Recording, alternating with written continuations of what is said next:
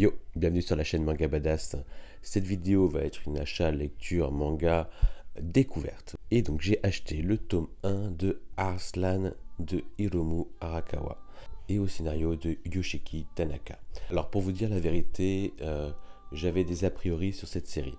Déjà parce que ça paraît après Fullmetal Alchemist et il arrive souvent que des auteurs n'arrivent pas à retrouver le sel qui a fait le succès de leur série. J'avais essayé, je crois, les 2 premiers tomes de Heroes Tales que je n'avais pas particulièrement apprécié. Donc à partir de là, bon, je me suis pas plus intéressé que ça à ces œuvres, même si il semble y en avoir des intéressantes du genre transe de vie dans le monde paysan. Je crois que c'est le Silver Spoon. Néanmoins, je vois que Arslan, j'ai toujours du mal à le dire, se vend bien. J'ai l'impression de le voir dans de nombreuses mangathèques. Donc je me dis qu'il a sa petite réputation qui va avec. Donc je me dis qu'il serait temps que j'essaye le tome 1. Surtout que je le vois à de nombreuses reprises, à des prix réduits, ou ils font pas mal de promotions pour le vendre. Donc je l'ai acheté, je l'ai lu. Et comment vous dire, je ne suis pas déçu. Voilà. On a le droit à un manga qui se compose avec beaucoup d'éléments que je retrouve dans mes romans d'heroic fantasy, de fantasy. Donc ça, j'aime beaucoup, voilà.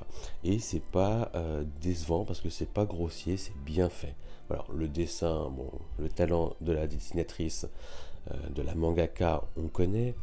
Le petit bémol au début, ce qui m'a qui m'a pas tout de suite mis dans l'histoire, c'est le caractère design de 2 personnages, dont le prince aux cheveux longs qui nous fait penser à un des frères Elric, et le deuxième personnage masculin qui nous fait penser à Alphonse, l'autre frère Elric.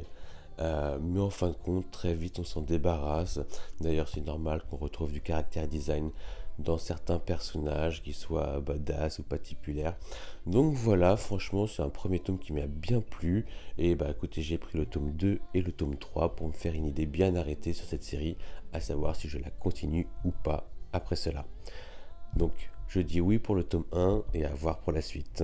J'ai également acheté et lu le manga Fuka de Kujiseo. Alors, pour ceux qui me suivent, il y a peu, j'ai lu le premier tome de Hitman, donc le dernier manga de Kujiseo. Donc je découvrais sa patte graphique, je découvrais son monde, sa manière de faire un manga, et j'étais assez intéressé de voir ce que donnait Fuka.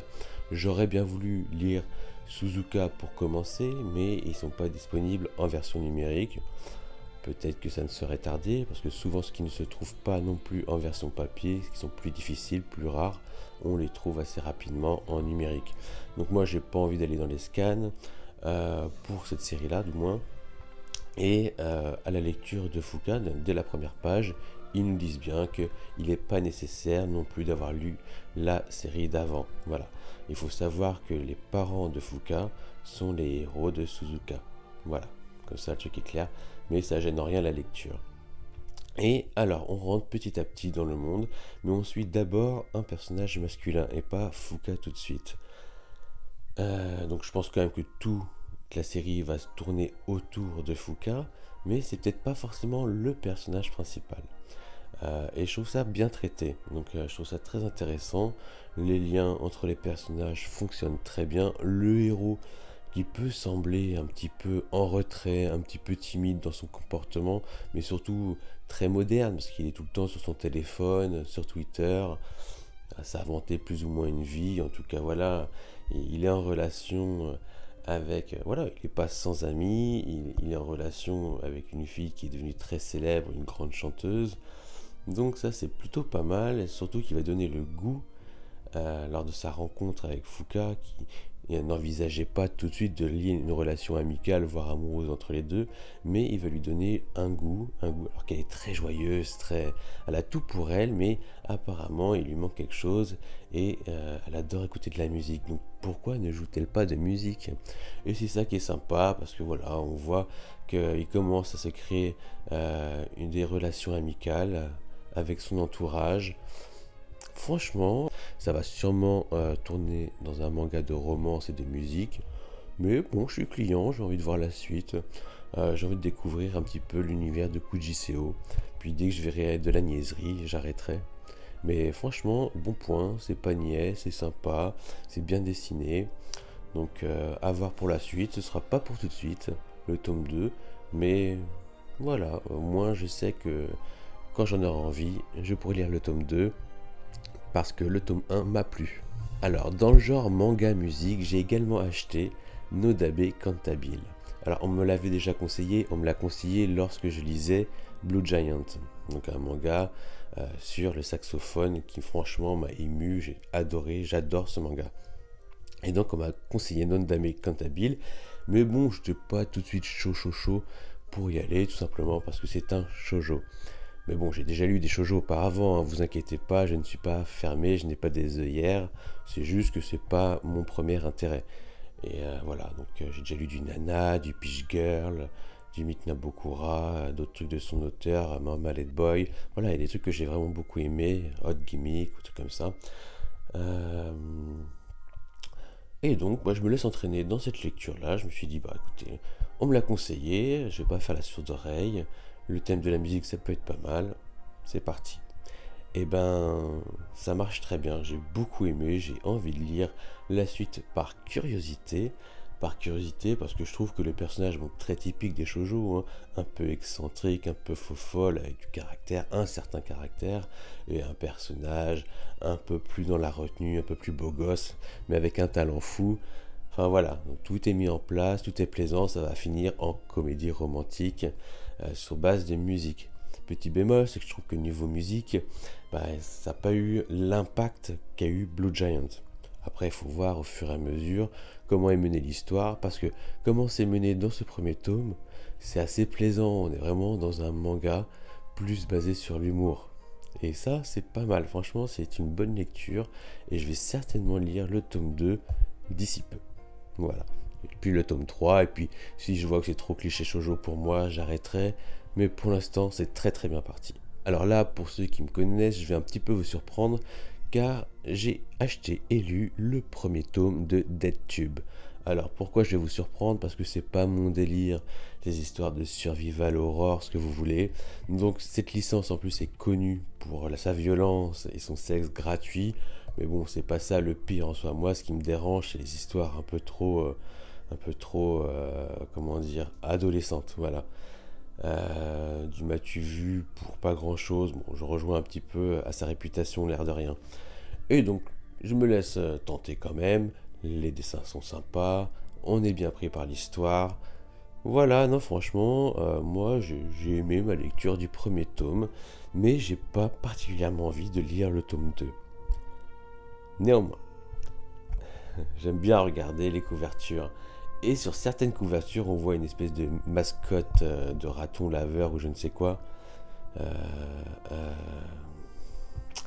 et là, ça m'intéresse. Ouais, j'aime pas. J'aime bien qu'il y ait une petite continuité quand même dans ces histoires, que ce soit pas juste des histoires par-ci par-là autour des tubes.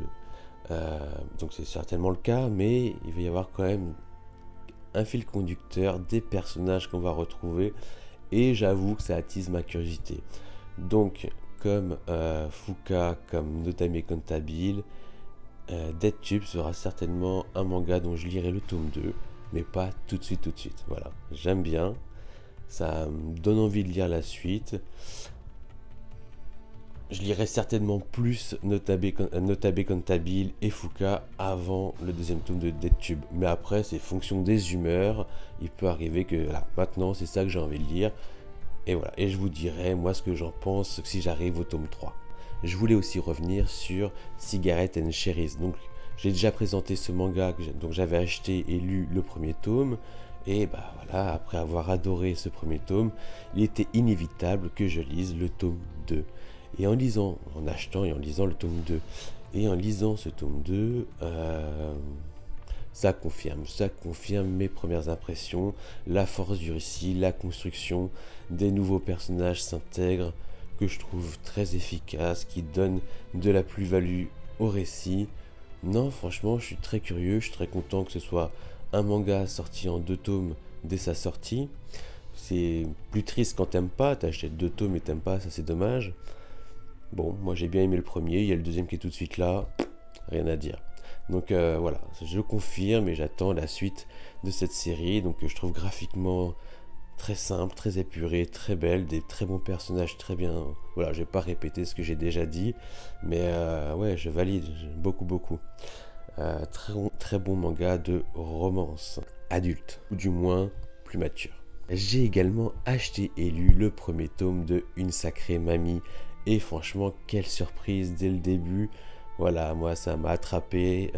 L'histoire d'un garçon dont sa mère pousse vers sa mamie parce qu'elle peut pas subvenir aux besoins de son fils ainsi que de son grand frère. Donc elle en choisit un et elle envoie donc le plus jeune chez sa mère. Donc en race campagne, et on découvre une mamie gentille, hein, pas méchante, mais d'une radinerie qui c'en est incroyable. Mais ça nous met dans des situations vraiment très naturelles. J'adore ce premier tome. Voilà, c'est pas un thème très joyeux, la pauvreté quelque part, mais on y perçoit toutes les bonnes choses. Et ce petit garçon qui s'adapte au début, qui essaie de se vanter d'une richesse qu'il n'a pas, puis non, en fait il revient, et puis il revient sur ses propos vers ses camarades de classe, et qui disent tout de suite, bah on préfère que ce soit ça, parce que sinon on savait pas comment te parler en tant que garçon riche. Enfin voilà, une pauvreté qui est assumée, une manière de vivre qui est assumée, des petits trucs pour même survivre, pour pas dépenser des sous, surtout la mamie ne veut pas dépenser des sous, ne serait-ce que pour acheter des légumes, elle les trouve dans la rivière, ne pas inscrire son petit-fils dans un sport si c'est pas gratuit, donc le judo c'est payant, le kendo c'est payant, et bien écoute, cours. Mais cours pas trop, hein, parce qu'après t'auras faim. Et le petit, voilà, il s'adapte tellement bien, et puis avec les autres enfants, bon bah voilà, bref, je vais pas épiloguer là-dessus. Une sacrée mamie, je vais lire toute la série, ça c'est certain, un peu comme La fille du temple au chat, voilà, des genres de lectures super rafraîchissantes, super agréables, voilà pour Une sacrée mamie. Et il y a peu, j'ai fini ma lecture de Yawara que j'ai acheté avec le one-shot Hachum de Naoki Urasawa. Et donc, bon, je vais aller très vite fait sur le one-shot de Hachum.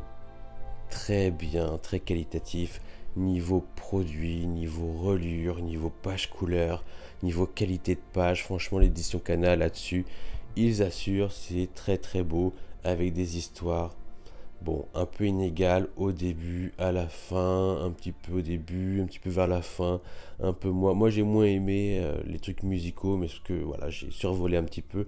Mais toutes les autres histoires qui m'ont semblé bien mieux construites, franchement, voilà. C'est normal dans un recueil d'histoires courtes qu'il y ait des inégalités, mais franchement, très très beau produit, très récent. Voilà, donc c'est des recueils d'histoires courtes très récents, des nouvelles très récentes, et on peut percevoir que, bon, ça ne devait pas être très loin de son voyage en France, parce qu'on voit des connexions à la française.